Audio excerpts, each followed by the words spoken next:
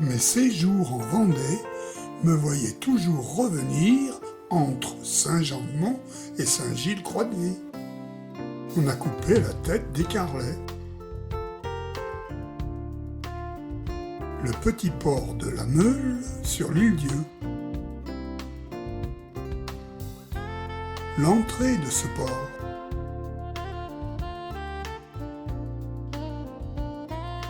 Un autre petit port vendéen, le port chinois du Bec.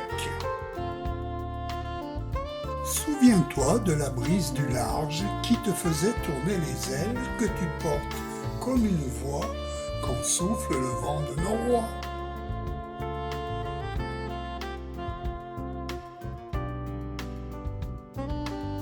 Je m'étais arrêté avec plaisir dans ce charmant village pour y rencontrer un ancien élève qui avait ouvert un hôtel-restaurant.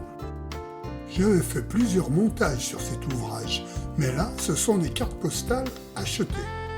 Lors de ma visite à Millau, j'avais prévu d'y coucher une nuit pour faire le tour du viaduc, si on peut dire.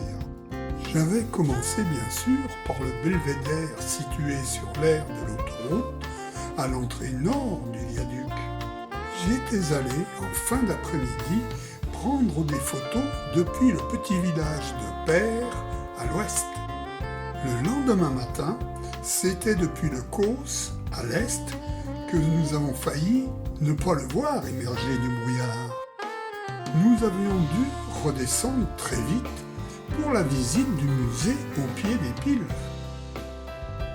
La base du plus gros pilier a été reproduite à l'identique et peut contenir les 250 passagers de 5 cars de tourisme. Les coureurs du Tour de France ont eu le droit de rouler dessus.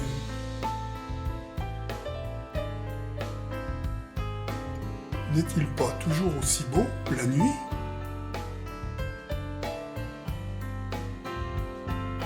Vue du château lors d'une soirée historique de l'été.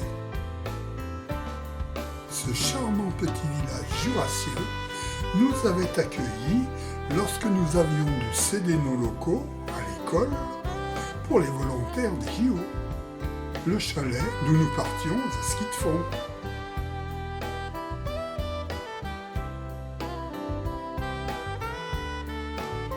C'était l'époque où les stations se battaient pour avoir la plus grande benne de téléphérique.